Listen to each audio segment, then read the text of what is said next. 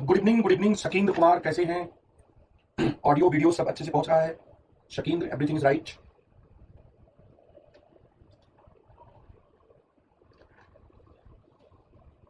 Good evening sir, good evening sir ji, good evening Anita, Praveen good evening, Krishnanandan Kumar Singh good evening, कैसे हैं आप लोग? बीपीएससी की तैयारी कैसी चल रही है? अनीता रानी, चलिए।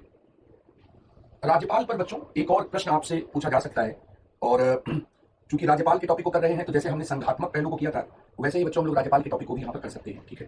तो राज्यपाल के टॉपिक में एक कंपेटिटिव क्वेश्चन आपसे पूछा जा सकता है जो राष्ट्रपति से संबंधित है। राष्ट्रपति के साथ कंपेटिटिव क्वेश्चन क्या पूछा जा सकता है, और इस कंपेटिटिव क्वेश्चन में बच्चों क्या करना है, कैसे लिखना है, इस बात को मैं आपसे डिस्कस करूंगा, ठीक है? तो यहाँ पर बच्चों देखेंगे कि 1991 में एक प्रश्न पूछा गया। तो 1991 का एक प्रश्न क्या पूछा गया भाई? 1991 का एक प्रश्न पूछा गया, आईएएस का सवाल है कि यद्यपि भारत में राज्य का राज्यपाल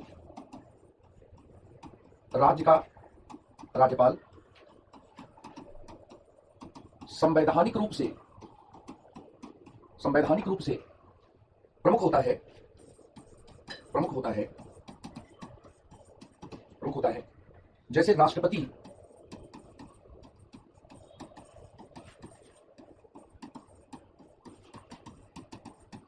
है जैसे राष्ट्रपति देश का होता है, फिर भी हो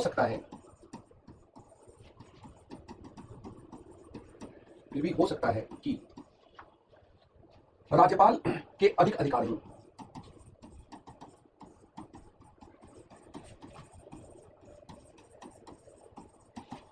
हो। और इस पर आपसे क्या आप इस कथन से सहमत हैं? क्या आप इस कथन से सहमत हैं? बहुत अच्छा प्रश्न है, और इससे राष्ट्रपति और राज्यपाल के बीच में जो तुलनात्मक अंतर है वो समझ में आता है कि यद्यपि भारत में राज्य का राज्यपाल संवैधानिक रूप से प्रमुख होता है जैसे राष्ट्रपति देश का होता है, फिर भी ये हो सकता है कि राज्यपाल के अधिक अधिकार हो। क्या आप इस मत से सहमत हैं? बिल्कुल ऐसा है। इस मत से आपको सहमत होना पड़ेगा, चाहे स्वीटी हो, चाहे पूनम हो, चाहे राधिका, प्रवीण, निशा, आरके सिंह, जितने भी बच्चे हैं उनको इस मत से सहमत होना पड़ेगा, क्योंकि भारत के संविधान में राज्यपाल की जो शक्तियां हैं, अनीता, शकींद्र और प्रवीण, ये आपको जानने की जरूरत है कि राज्यपाल की जो शक्तियां हैं वो राज्यपाल की शक्तियां क्या है भारत के संविधान में राष्ट्रपति के विवेकाधीन शक्तियों से क्या अधिक हैं। तो मैं यहाँ पर सारे पॉइंट्स जो डिफरेंस के हैं उन डिफरेंस के पॉइंट्स को क्या बता रहा हूँ। अगर हम लोग राष्ट्रपति और राज्यपाल का कंपेरिजन करें, मतलब यहाँ पर कि अगर हम यहाँ पर तुलना करें, तुलना किसकी करनी है? अगर हम यहाँ पर तुलना करें किसकी? राष्ट्रपति की और इसके साथ ही क्या है? राज्यपाल की, ठीक है? तो यहां पर राष्ट्रपति और राज्यपाल की अगर तुलना करें तो अनुच्छेद 74 में कहा गया है, अगर समानता की बात करें तो इसमें कहा गया है, अनुच्छेद 74 में कहा गया है कि राष्ट्रपति को सहायता और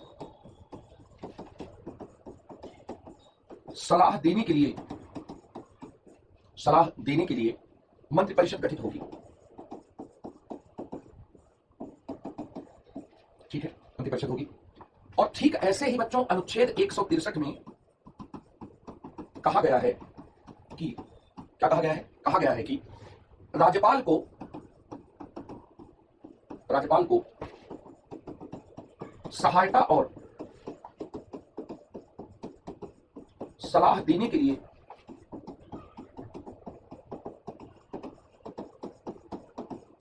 एक मंत्रिपरिषद होगी। दोनों के मामले में बराबर की बात है, ठीक है? लेकिन इसके बाद दोनों के बीच के डिफरेंस अगर हम समझें तो देखिए, कुछ बातें क्या होती हैं, खुलकर लिखी जाती हैं या कही जाती हैं। संविधान में राज्यपाल के लिए विवेकानुसार शक्तियों को छोड़कर वह मंत्रिपरिषद की सहायता और सलाह से कार्य करेंगे, ये बात कही गई है। राष्ट्रपति के लिए ऐसा कुछ नहीं कहा गया है। तो संविधान अभिव्यक्त रूप से राष्ट्रपति को विवेकाधीन शक्तियां नहीं सौंपता है। यहां पर अब कंपेरिजन के साथ दूसरी बात यहां पर कि संविधान अभिव्यक्त रूप से विवेकाधीन शक्तियां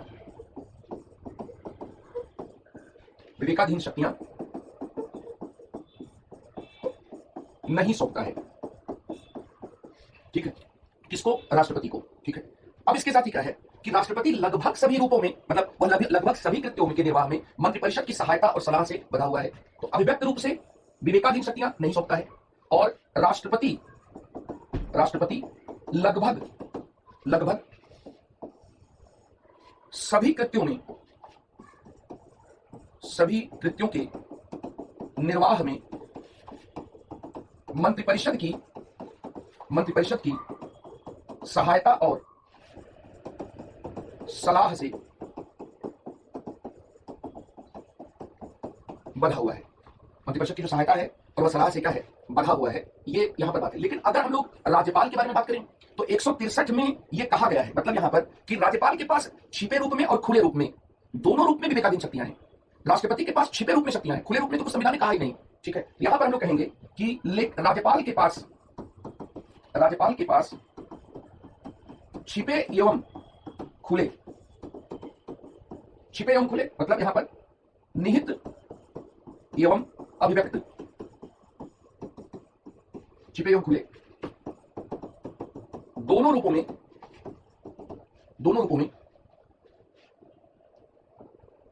छिपे एवं खुले दोनों रूपों में विवेकाधीन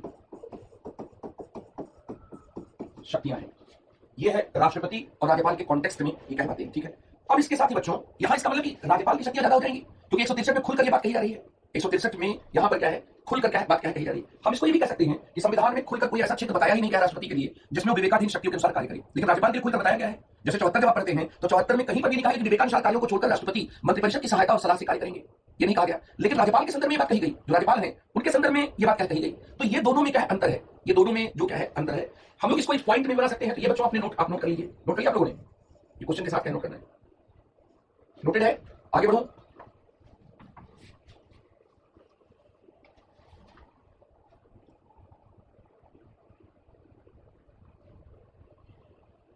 आगे बढ़ो बच्चों।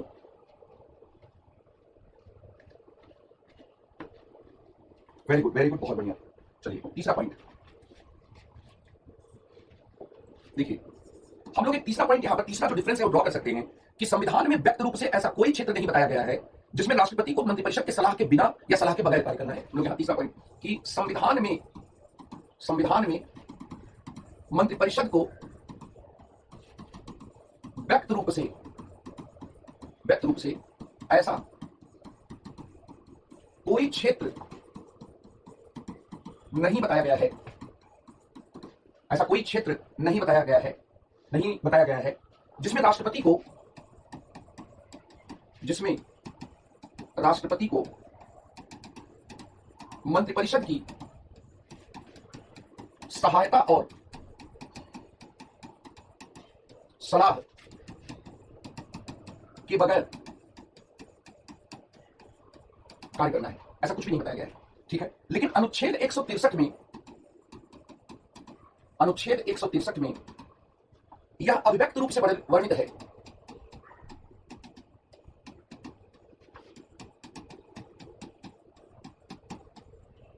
कि विवेकानुसार कृत्यों को छोड़कर राज्यपाल मंत्रिपरिषद की सहायता और सलाह से कार्य करेंगे, ठीक है। ये दोनों में एक मतलब उसी से जुड़ा हुआ एक और अंतर है। यहां पर क्या है, व्यक्त रूप में कोई क्षेत्र नहीं, ध्यान देने की बात क्या है कि यहां पर व्यक्त रूप में ऐसा कोई क्षेत्र नहीं बताया गया है, लेकिन यहां पर क्या है, व्यक्त रूप में वर्णित है। ये दोनों में अंतर है, ठीक है। राज्यपाल का 2 नंबर कृष्णनंदन अभी मैं पीछे कर देता हूं, देख लीजिएगा, ठीक है। ये तीसरा पॉइंट नोट कर लीजिए, अभी मैं पीछे कर देता हूं, दूसरे वाले को देख लीजिएगा।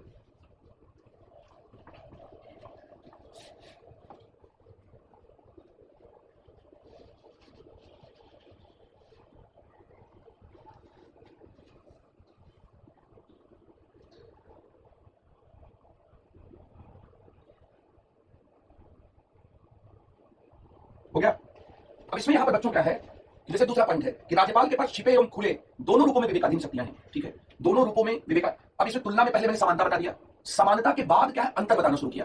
और अंतर में मैंने पहला कि राष्ट्रपति के पास व्यक्त रूप से विवेकाधीन शक्तियां नहीं है, राज्यपाल के पास दोनों रूपों में शक्तियां, खुले और छिपे दोनों रूपों में है। फिर मैंने बताया कि संविधान में राष्ट्रपति के लिए, यहां पर हम लोग कर लेंगे कि मंत्रिपरिषद को व्यक्त रूप से ऐसा कोई क्षेत्र नहीं बताया गया है जिसमें राष्ट्रपति को मंत्रिपरिषद की सहायता और सलाह से कार्य करनी है, लेकिन राज्यपाल के लिए बताया गया है।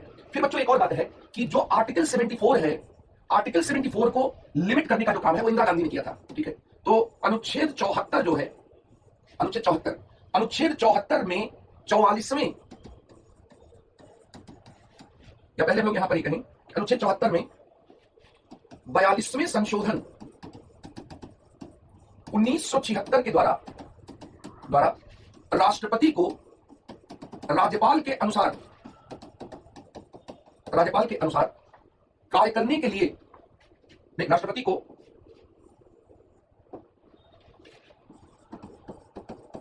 मंत्रिपरिषद के अनुसार कार्य करने के लिए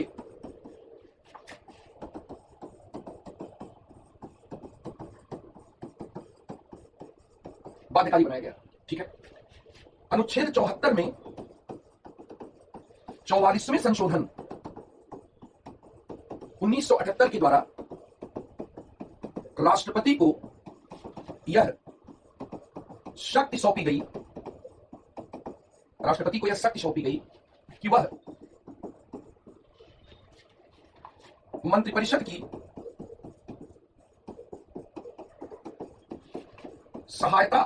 की सलाह को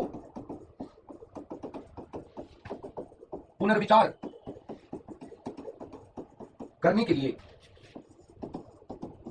भेज सकेगा। इंदिरा गांधी ने 42वें संशोधन से राष्ट्रपति को जगाड़ने की कोशिश की और मोरारजी देसाई ने 44वें संशोधन 1978 से राष्ट्रपति को पुनर्विचार की शक्ति देकर थोड़ा सा उनको खोलने की शक्ति दी। तो यहां पर क्या है, आप देखेंगे कि 42वां और जो 44वां संविधान संशोधन है वो राष्ट्रपति से जुड़ा हुआ है, राष्ट्रपति से क्या है, संबंधित है। लेकिन दूसरी तरफ अगर आप यहां पर देखेंगे, जो चौथा जो पॉइंट है, तो चौथे पॉइंट को यहां पर देखें तो यहां पर अनुच्छेद 163 में, अनुच्छेद जो 163 है में यह अभिव्यक्त रूप से वर्णित है। क्या वर्णित है? नहीं, यहां पर क्या है, अनुच्छेद 163 में इस प्रकार का कोई संविधान संशोधन नहीं किया गया। इस प्रकार का कोई संविधान संशोधन नहीं किया गया। ठीक है, संविधान संशोधन नहीं किया गया, ये एक बहुत बड़ा डिफरेंस है। राष्ट्रपति यहां पर बाध्य भी है, पुनर्विचार के लिए भेज सकता है, ये है। अब इसके साथ ही क्या है कि ये जो पॉइंट आपने लिखा चौथा, इससे बिल्कुल डिफरेंस स्पष्ट है। दूसरी तरफ संविधान में राष्ट्रपति के विशेष उत्तरदायित्व का कोई प्रावधान नहीं है। संविधान में राष्ट्रपति के विशेष उत्तरदायित्व का कोई प्रावधान नहीं है। ठीक है। लेकिन अगर हम राज्यपाल की बात करें तो संविधान में अनुच्छेद 371 जो है, 371 ए आदि में राज्यपाल के विशेष उत्तरदायित्व के प्रावधान है। विशेष उत्तरदायित्व के प्रावधान है, ये बात आपको बताना है। नोट कर लिया बच्चों आप लोगों ने?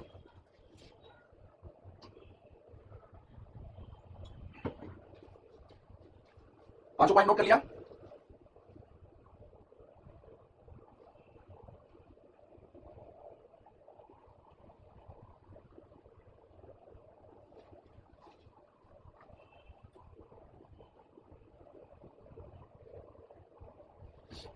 आगे बढ़ो बच्चों।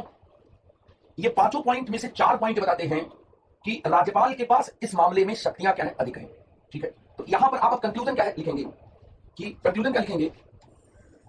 कि उपरोक्त सभी बिंदुओं से स्पष्ट है कि भारत के राष्ट्रपति की तुलना में राज्यों के राज्यपाल की विशेष उत्तरदायित्व एवं विवेकाधीन जो शक्तियां हैं,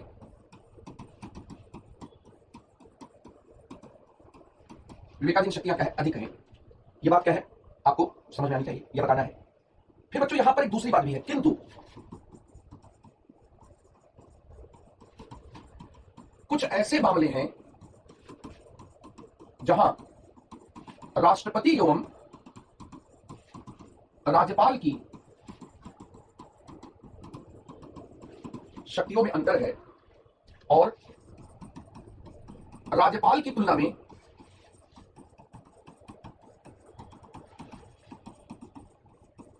राष्ट्रपति की शक्तियां अधिक हैं। राष्ट्रपति की जो शक्तियां हैं वह क्या है, अधिक हैं। अब यहां पर बच्चों क्या क्या शक्तियां हैं, जैसे कि राष्ट्रपति की क्षमादान की शक्तियां, अगर हम यहां पर फिर देखें, राष्ट्रपति और राज्यपाल, ठीक है, तो राष्ट्रपति की क्षमादान की जो शक्तियां हैं वो राज्यपाल से अधिक हैं। राष्ट्रपति की क्षमादान आदि की शक्तियां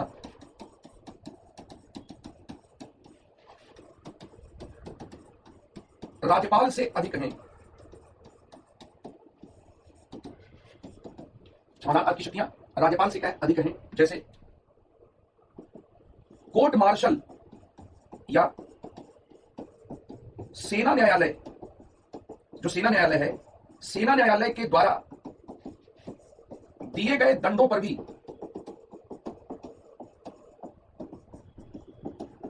राष्ट्रपति की शक्तियां लागू होती हैं। और मृत्युदंड के मामलों में पूरी तरह से क्षमादान की शक्ति भी राष्ट्रपति के पास है। ठीक है, यहां लिखेंगे कि राज्यपाल की शक्तियां, राज्यपाल की जो शक्तियां हैं वो शक्तियां क्या हैं, सीमित हैं। कहां तक, कार्यपाल, राज्य कार्यपालिका तक,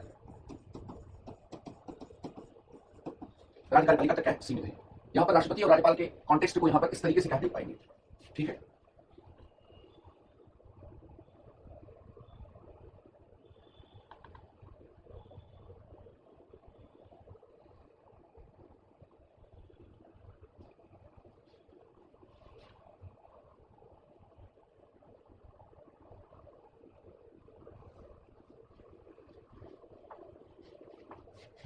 ठीक है बच्चों, आगे बढ़ूं मैं।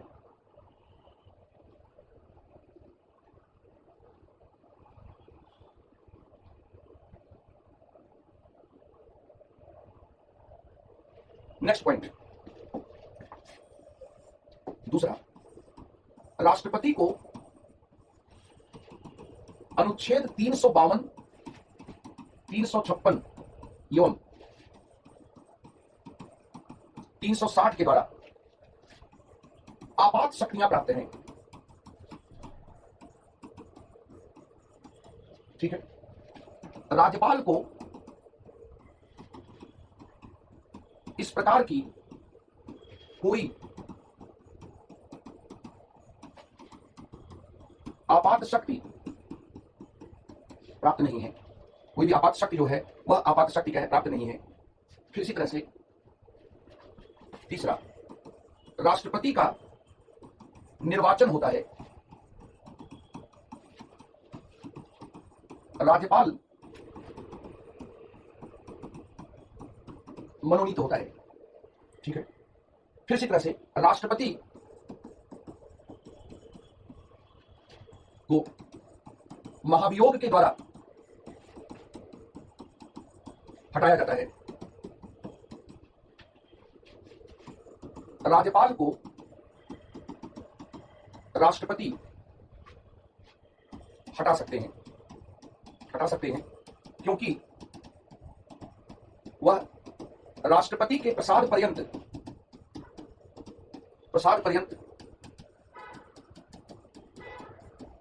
पद धारण करता है। प्रसाद पर्यंत क्या है, पद धारण करता है। इस बात को क्या बताएंगे। ठीक है, तो ये डिफरेंसेस बताते हैं कि कुछ मामले में राष्ट्रपति की भी शक्तियां क्या अधिक हैं। इसका मतलब यह है कि आपको क्लैरिफाई करना पड़ेगा कि विवेकाधीन और व्यक्तिगत उत्तरदायित्व के मामले में राज्यपाल की शक्तियां अधिक हैं, लेकिन कुछ ऐसे मामले जैसे आपात शक्तियों का प्रयोग है वहां पर राज्यपाल की शक्तियां क्या है, अधिक हैं। यह है बच्चों इस प्रश्न के उत्तर के बिंदु। अगर यह पूछा जाता है कि राष्ट्रपति और राज्यपाल के बीच में क्या अंतर है तो उस बात को आप लिख सकते हैं। ठीक है, नोट कर लिया बच्चों आप लोगों ने।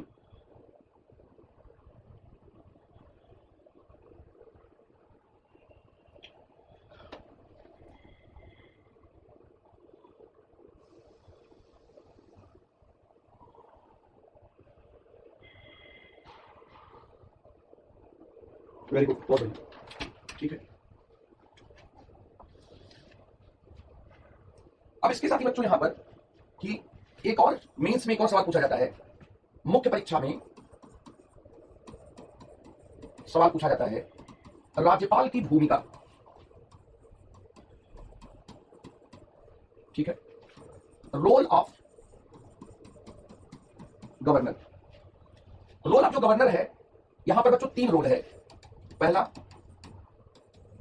ये भी सवाल कई बार पूछा गया है, राज्य के संवैधानिक प्रमुख के रूप में, as a constitutional head of the states. दूसरा, केंद्र के प्रतिनिधि के रूप में, केंद्र के प्रतिनिधि के रूप में। तीसरा, as A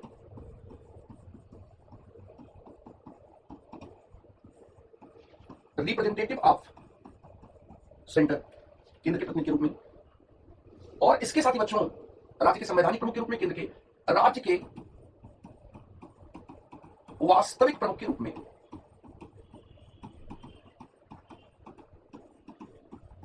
as a real head of the state. ठीक है। राज्यपाल राज्य के संवैधानिक प्रमुख की भूमिका कब अदा करता है? जब वो अनुच्छेद 163 के अनुसार मंत्रिपरिषद की सहायता और सलाह से कार्य करता है, अर्थात मुख्यमंत्री के कहने पर कार्य करता है, तो संवैधानिक प्रमुख के रूप में होता है। यहां पर उसकी भूमिका कम होगी राष्ट्रपति के संदर्भ में। ठीक है। ये 163 में मंत्रिपरिषद की सहायता और सलाह के रूप में काम करता है। इसके साथ ही बच्चों, अगर हम राज्यपाल को देखें तो राज्यपाल राज्य विधायिका का भी अंग होता है, तो वहां पर भी उसकी भूमिका है, विधायी भूमिका। लेकिन अगर हम लोग यहां पर तीनों भूमिका के साथ न्याय करें, राज्यपाल कुछ स्थितियों में केंद्र के प्रतिनिधि के रूप में काम करता है। जब राज्यपाल अनुच्छेद 200 के तहत राज्य विधेयक को राष्ट्रपति के विचार के लिए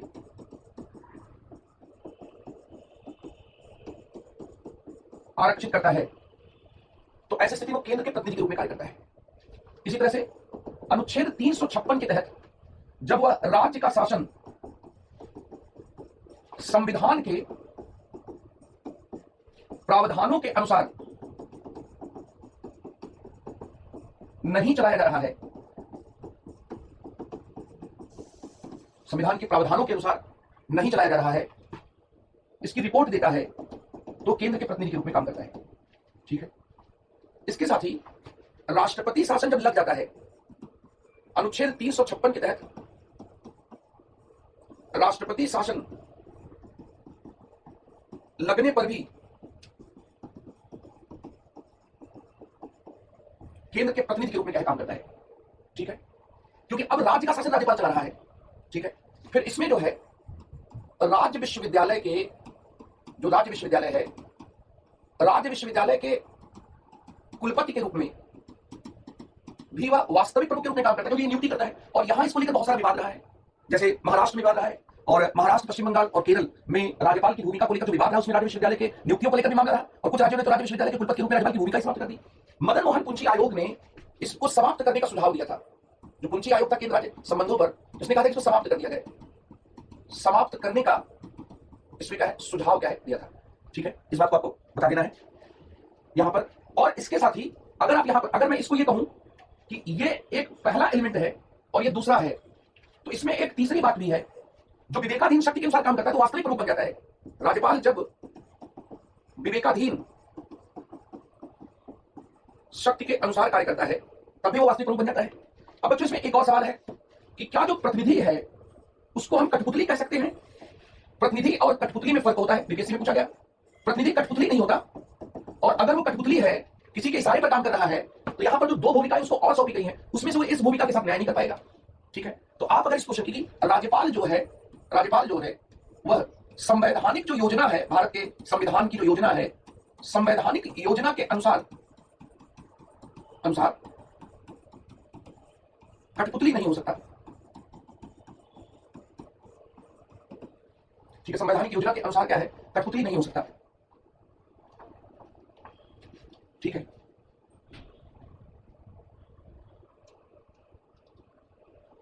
संवैधानिक योजना के अनुसार वह क्या है, कठपुतली नहीं हो सकता। इस बात को क्या है?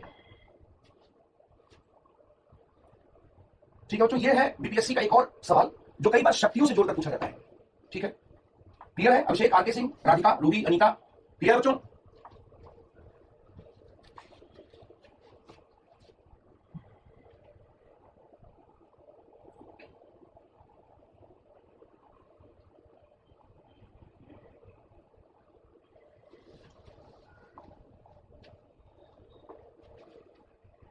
Very good. स्वराज, कमल, राधिका कुमारी, अभिषेक, बहुत बढ़िया। अनीता, राधिका, प्रवीण, बहुत अच्छा, ठीक है। तो बीपीएससी के इस क्वेश्चन को आप लोग हल कर ले जाएंगे। चैट बॉक्स में लिखिए हाँ, बीपीएससी के इस क्वेश्चन को, राज्यपाल की भूमिका वाले क्वेश्चन को आप हल कर ले जाएंगे। प्रतिनिधि का मतलब कठपुतली नहीं होता, प्रतिनिधि जो है वो किसी दूसरे की तरफ से बात करता है, ठीक है, वेरी गुड। अब इसके साथ ही बच्चों क्या है कि आपको कई बार क्या होता है कि बिहार के विशेष संदर्भ में सवाल क्या पूछा जाता है कि राज्यपाल को, ठीक है, बिहार के विशेष संदर्भ में बताइए, विशेष संदर्भ में क्या है बताइए, ठीक है। यहां पर मैं एक उदाहरण यहां पर आपको दे रहा हूं कि बिहार के राज्यपाल जब बूटा सिंह थे, तो बूटा सिंह ने नई सरकार के गठन के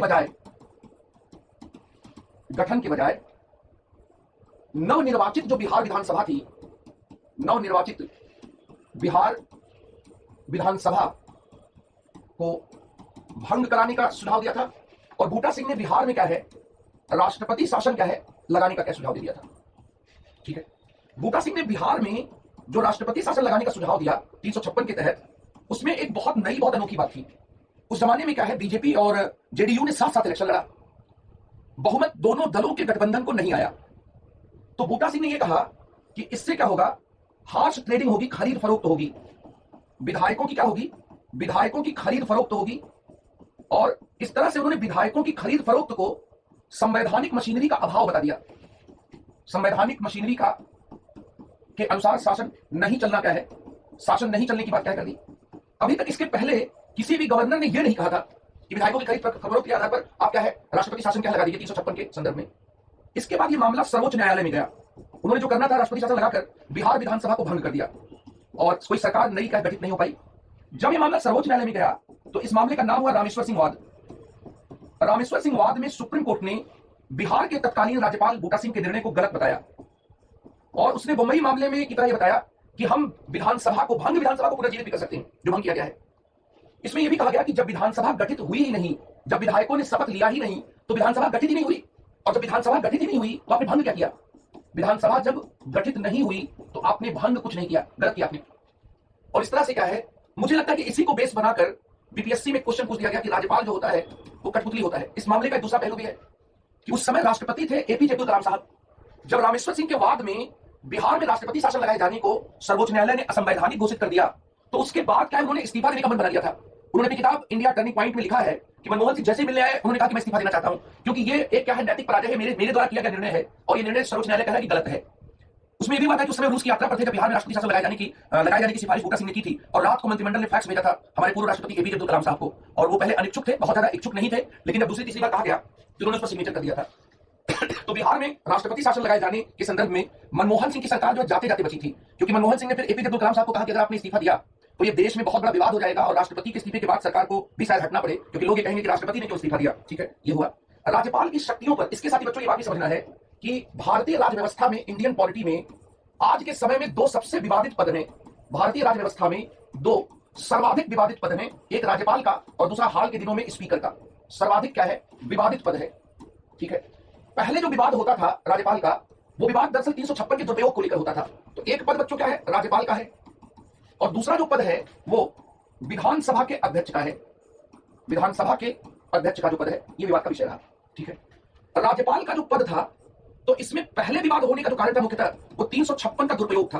पहले जो विवाद था मुंबई मामले के पहले ये था 356 के दुरुपयोग में राज्यपाल जो है वो क्या है, एक बहुत अहम किरदार क्या होता था। लेकिन अब एक विवाद का एक नया, आजकल जो विवाद का मुद्दा है वो मुद्दा अनुच्छेद 174 हो गया है। 174 में राज्यपाल को विधानसभा का सत्र बुलाने, विधानसभा का जो सत्र है वह सत्र बुलाने और इसके साथ ही सत्रावसान करने, और जब बहुमत न हो या समय समाप्त हो गया हो तो विघटन करने की, विधानसभा के विघटन करने की शक्ति है। ठीक है, अरुणाचल प्रदेश के मामले में यह सवाल उठा कि क्या राज्यपाल की 174 में जो शक्तियां हैं वह मुख्यमंत्री की सिफारिश के साथ उसका प्रयोग होगा या मुख्यमंत्री की सिफारिश के बगैर होगा। क्योंकि अरुणाचल प्रदेश में राज्यपाल ने मुख्यमंत्री की सिफारिश के बगैर ही विधानसभा का सत्र बुला लिया था और उसमें कुछ बागी विधायकों को लेकर उन्होंने स्पीकर को क्या कर दिया था कि स्पीकर को हटाने का प्रस्ताव क्या वहां पर पारित हो गया था। यहां पर बच्चों राज्यपाल को लेकर जो नया विवाद है वो 174 के तहत उसकी जो शक्तियां हैं उन शक्तियों को लेकर है। और ये क्यों है? इसका कारण है दल बदल के बढ़ते हुए मामले।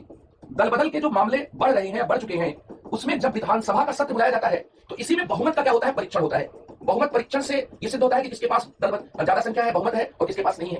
तो राज्यपाल जब देरी करता है, जैसे मान लीजिए भगत सिंह केसी या राजस्थान के राज्यपाल ने कलराज मिश्रा जी ने अशोक गहलोत के कहने के बावजूद भी सचिन पायलट जब बगावत कर रहे थे तो उन्होंने बुलाया ही नहीं सत्र। तो जब बुलाया नहीं तो शक्ति परीक्षण या बहुमत परीक्षण नहीं हो पाएगा। यहां पर क्या है? शक्ति परीक्षण या बहुमत परीक्षण ये क्या है? जब नहीं हो पाएगा तो ऐसी स्थिति में आप यहां पर इस बात को समझ सकते हैं, इस चीज को समझ सकते हैं कि ये जो राज्यपाल की ये जो शक्ति बहुत इंपॉर्टेंट हो जाएगी। क्यों? क्योंकि मान लीजिए कि कोई सीएम ये कह रहा है कि गवर्नर साहब आप जल्दी से विधानसभा का सत्र बुलाइए और उसमें मैं ये तय करना चाहता हूं या तय करूंगा कि हमारे पास बहुमत है कि नहीं है। अब इसमें दूसरा पेच है।